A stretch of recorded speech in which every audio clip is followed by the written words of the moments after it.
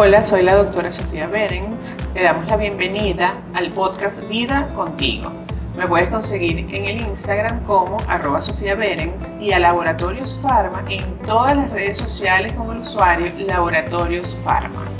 Hoy abordaremos un tema muy importante, que es atajando oportunidades perdidas en la atención del adolescente con la doctora Enriqueta Sileo, médico pediatra especialista en medicina del adolescente. Te invitamos a mantenerte con nosotros. Bienvenida, Enriqueta, qué bueno tenerte por aquí. Igualmente. Mire, estos adolescentes, Enriqueta. ¿No te gusta porque hay que atajando? ¿Cuáles son atajando a los adolescentes? ¿Qué significa eso? ¿Qué significa eso? Fíjate que los adolescentes es una población que no le para mucho, realmente.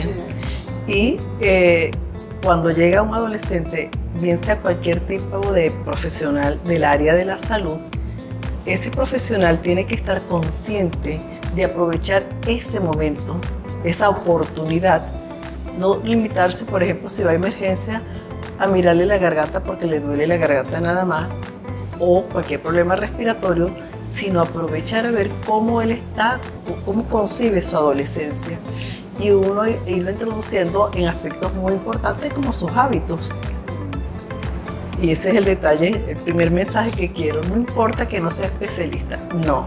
Cualquier profesional del área de la salud, tener claro que tiene una oportunidad de oro. ¿Y por qué de oro? Porque la adolescencia es una etapa de una alta vulnerabilidad y nosotros podemos hacer que esa vulnerabilidad sea mucho menor y la veamos como una oportunidad. Por eso. ¿Y cuáles son los elementos o los factores de vulnerabilidad que tú ves en el adolescente que tenemos que atajar? Ok. Vamos a clarificar, no es lo mismo un adolescente que esté comenzando su adolescencia y que está establecido por la Organización Mundial de la Salud desde hace más de 40 años, entre 10 y 19 años.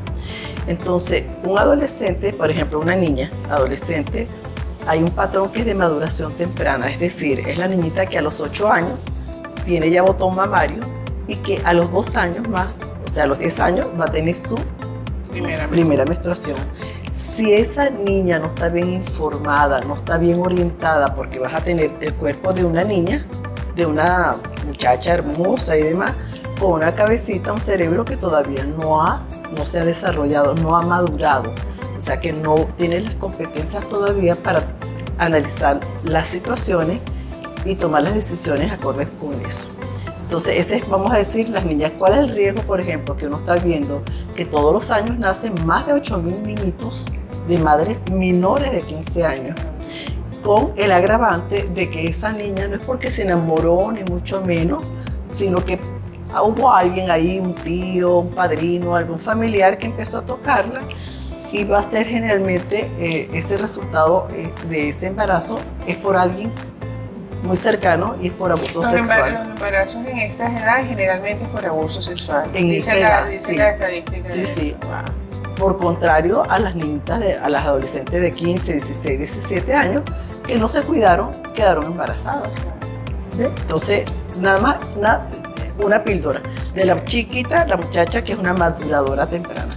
Entonces, los cambios físicos van acompañados de cambios psicológicos definitivamente, y no cambios psicológicos nada más del individuo, sino de su contorno, de sus padres. Algo muy sencillito.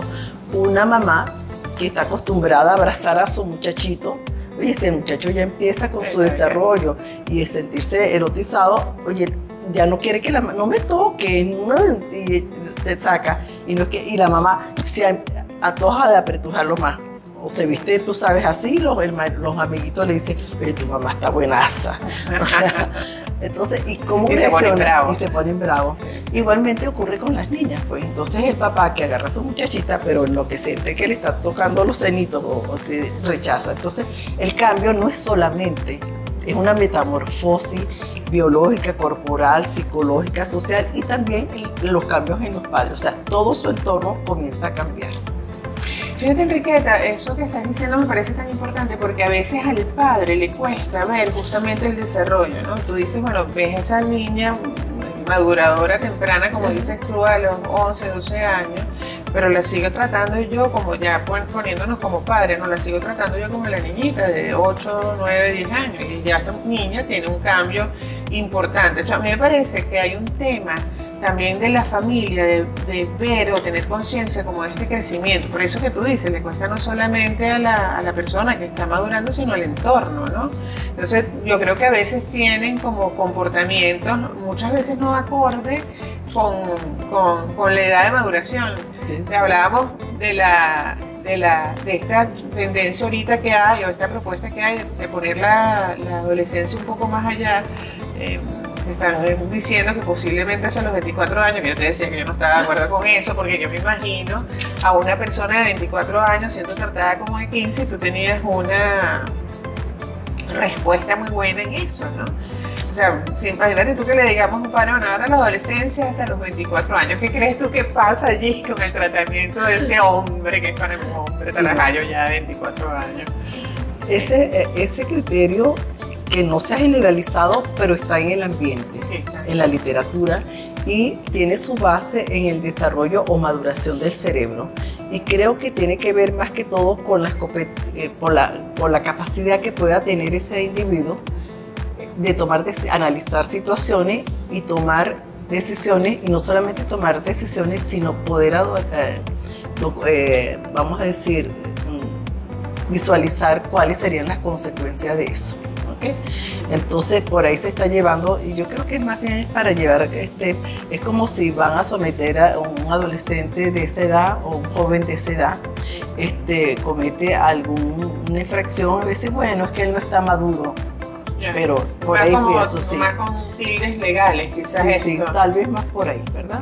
Pero realmente todos los adolescentes se comportan de manera diferente, no puedes comparar un adolescente de 12 años, 13 años, uno de 17, 18 y todo eso. Es por eso que, por ejemplo, llega a la consulta a alguien, un adolescente, y le pregunta, mira, ¿y sabes qué vas a estudiar? ¿Qué quieres tú? Y te va a decir que no sabe. Y es completamente normal. Normalísimo. Malo es que tenga 20 años y esté en la inopia, que no sepa ni qué va a hacer, ni cuáles son. Lo que interesante es lo que estás diciendo. Fíjate que en psicología se habla que no están cristalizados los intereses vocacionales hacia 16, 17 años, que es la edad que se gradúan nuestros adolescentes, ¿no? Entonces muchas veces no sé qué voy a estudiar, o escojo una carrera y después no es. Tiene que ver justamente con eso, porque no hay como una cristalización, se llama así, de esos intereses vocacionales. Porque, oye, esa persona va a decidir, mira, yo siempre he dicho, si decides tener una pareja o casarte, te divorcias. Pero qué triste que un adolescente, un joven, vamos a hablar de un joven, esté ya iniciándose en una carrera y se cuestione, esto no me gusta, ¿qué pasa? ¿Sabes la frustración que tiene esa persona? Sí. Entonces yo pienso que están como muy acelerados, por eso en muchos sitios están aceptando, cuidando la edad de 7 años para empezar la... Yo creo que sí, yo estoy porque absolutamente no le dan chance a ese muchacho que explore otras cosas, sino que de una vez o es para la universidad o esto y aquello y lo otro. Bueno, y no está preparado. a los 16 años, 17 años, la carrera para el resto de su vida, porque es lo que tú dices. Tú te gradúas de médico, si no lo ejerces después vas a ser médico, eso no te lo va a quitar nadie, ¿no? Eso es una decisión importante en la vida. Y tú te imaginas, y hay carreras que son muy fuertes, por ejemplo, medicina. Tú te imaginas enfrentarse con una persona que se está muriendo, entonces que le recuerda a su abuelita, todas las transferencias son terribles. Entonces pienso que la adolescencia, estoy convencida de que por eso es que uno tiene que aprovechar las cosas. ¿Qué es lo que tenemos que aprovechar cuando estamos con un adolescente? Mientras estamos examinándonos, vino por un dolor de garganta, un dolor abdominal. Bueno, vamos a preguntarle cuáles son sus hábitos de alimentación, qué estás comiendo. ¿Por qué? Porque hoy en día tenemos mucha obesidad, diabetes que aparece, o efervescente, diabetes tipo 2, por ejemplo, en la etapa de la adolescencia. Y entonces coinciden ahí, esa etapa es tan vital porque es el momento, y tú lo sabes como experta en el área de la salud mental, empiezan los brotes psicóticos, los trastornos mentales, ansiedad, depresión, y fíjense, obsesivo-compulsivo. Se suicidan los adolescentes y no nos damos cuenta, y nos está avisando desde hace tiempo que se va a suicidar porque ahí signos de alerta en eso. Entonces, conocer esos hábitos, qué piensa. Los hábitos más importantes: alimentación. Alimentación, actividad física, dormir. Sueño. Mira, yo digo que uno puede aguantar 3 días sin comer, pero 3 días sin dormir no puede. Entonces, ese cerebro que está en ebullición y demás necesita reposar, resetearse. Y los adolescentes entonces con los dispositivos están estimulando toda esa parte. Son las 2 de la mañana y están despiertos y duermen durante el día. Entonces esa cronobiología se altera totalmente. Y somos una especie diurna. Sí, sí. Nosotros no somos ni búhos, ni rabipelados, ni nada de esas cosas. Somos una especie diurna que necesitamos dormir en la noche. Al adolescente hay que decirle eso. Sí, sí, y hay que decirlo. Y que no vean como una amenaza y no nos vean malucos cuando uno le dice, mira, vamos a dejar el celular fuera de la habitación, porque los muchachos ya casi no ven televisión, todo es el dispositivo. Bueno, los muchachos y no muchachos también, o sea, todo se hace por el dispositivo, ¿no? Claro, y uno, por ejemplo, el banco, el trabajo, todo. Sí. Entonces la nomofobia es terrible, eso significa la ansiedad que produce cuando alguien deja el teléfono en algún sitio y uno lo está viendo desde niñitos chiquitos, perdónenme, desde pequeñito. La mamá, para que se quede el niñito tranquilo, le da un celular.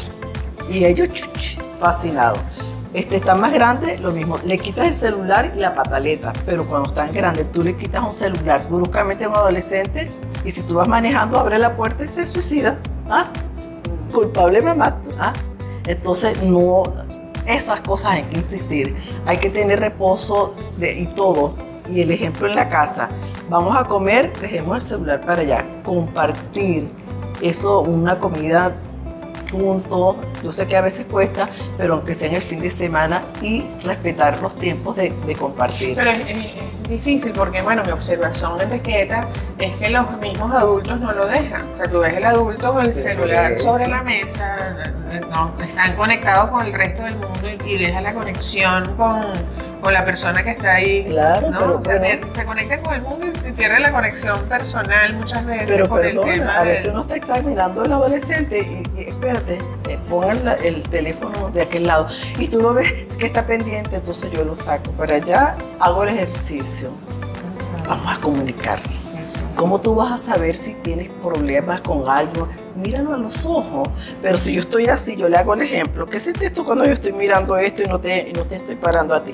Te sientes mal, ¿verdad? Bueno, eso hay que empezarlo a enseñar. Exacto. Entonces, hábitos fundamentales. Dormir bien y el teléfono está, todos los móviles y todas esas cosas está interfiriendo con eso. Mira, qué interesante eso. Recomendaciones específicas. Máximo dormirse, ¿qué hora? Mira, no debe pasar de por lo... Ahorita estamos en vacaciones y tú le puedes dar, qué sé yo, a las 12 o algo de eso. A las 12 como máximo. Pero no, 12 máximo. Para que ellos aprovechen, porque entonces se levantan a las 12 del mediodía, no desayunan, se le trastornan los hábitos, no comen como debe ser. No se le regula toda la parte neuroquímica que el cerebro hace el sueño. Además, el cerebro necesita como resetearse. Exactamente. Y ahí hay zonas que son fundamentales para la memoria. Si tú no haces eso, pues nada, eso de que se estudian en la madrugada, no, usted se acuesta temprano, estudió y usted va a consolidar esa memoria durante el sueño. Sí. Entonces, no acostarse después de las 12 de la noche, apagar los electrónicos, ¿cuánto tiempo antes? Porque eso es importante, ¿no? Para que el cerebro como que se apague, Ellos ¿no? recomiendan, generalmente la literatura habla de 1 hasta 2 horas. Sí. Antes, sí. Eso es lo ideal. Claro, y eso tiene una lógica, ¿no? La luz del teléfono le da la información al cerebro que está de día. Sí. Igual que la luz del televisor, la luz luz, bueno, la luz, el invento de la luz ha sido muy bueno para muchas cosas, pero por supuesto ha terminado o sea, has trastocado ese tema del sueño definitivamente en el ser humano en general, ¿no? Entonces tenemos alimentación, sueño y ejercicio. Actividad física y los hábitos en cuanto a si consumen, por ejemplo, los muchachos juran que el alcohol no es una droga. Sí. Y es más, dice alcohol y droga. No, eso es una droga. Cómo consume, o sea, viendo esos hábitos de, por si acaso, preguntamos si hay alcohólicos en la familia, porque eso también, si tiene pareja o noviecita o novio, cómo está llevando ese proceso, todo ese tipo de cosas, y es allí donde uno tiene, y eso no te quita mucho tiempo, porque si lo estás examinando vas hablando con eso, no es que te tienes que sentar en un consultorio ahí estrictamente, sino que tú puedes ir, esas son las oportunidades que tú tienes que aprovechar. Y no solamente como médico adolescente, sino tú dices en general. Cualquier médico en general que agarre un adolescente, que le llegue a su consulta un adolescente, y bueno, y en otras áreas no médicas también, como por ejemplo la parte psicológica, un poco explorar toda esta parte que es importante. Sí, nosotros tenemos, pues, en el servicio de adolescencia se utiliza un acrónimo que es el HEDS, que uno va investigando hogar, todo eso, su actividad en actividades físicas, actividades otras, si trabaja o no trabaja, o sea, es un diagnóstico psicosocial, ¿ok? Y el adolescente también hay que hacerle su diagnóstico de cómo va su crecimiento, cómo se ve él, y es importante porque él puede ser que no se vea gordo y resulta que cuando lo lleva a las gráficas y todo eso, mira, si tiene, vamos a corregir esto, y no se da cuenta de eso, ¿ves? Entonces enseñarle ese tipo de cosas. O al revés, tenga algún tipo de trastorno alimenticio que lo lleve al otro lado, ¿no? Que nosotros afortunadamente no tenemos esos problemas tan severos de anorexia nerviosa como otras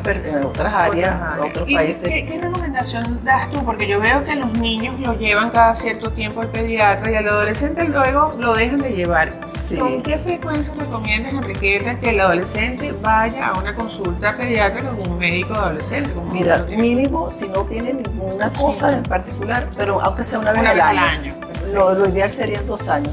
Y lo otro que los padres, por ejemplo, llevan a los niños por las vacunas. A los adolescentes hay que vacunarlos también. Y nosotros también los tenemos que vacunar. Sí. Entonces los adultos también. Entonces es un momento donde uno puede hacer mucha prevención en ese sentido. Recapitular, ver qué vacunas, por ejemplo, qué inmunizaciones le faltan, le corresponden. Y bueno, yo aspiro que algún día todos nuestros adolescentes, tanto varones como mujeres, puedan tener acceso justo, no privado, de la vacuna contra la prevención del VPH. El VPH, que es importantísimo, sí. ¿no? Bueno, muchísimas gracias por acompañarnos en este podcast Vida Contigo. Me puedes conseguir en el Instagram como @SofiaBerens y a Laboratorio Pharma en todas las redes sociales con el usuario Laboratorio Pharma. Abordamos el tema de hoy, atajando oportunidades perdidas en la atención del adolescente, con la doctora Enriqueta Sileo, médico pediatra, especialista en medicina del adolescente. Gracias por acompañarnos. Y sabes que quisiera que pusieras por ahí el servicio de adolescencia del Hospital de Niños, que hay una consulta de medicina del adolescente. Perfecto. Que fue mi hijo de... Muy bien. Chao, muchas gracias por acompañarnos. Gracias.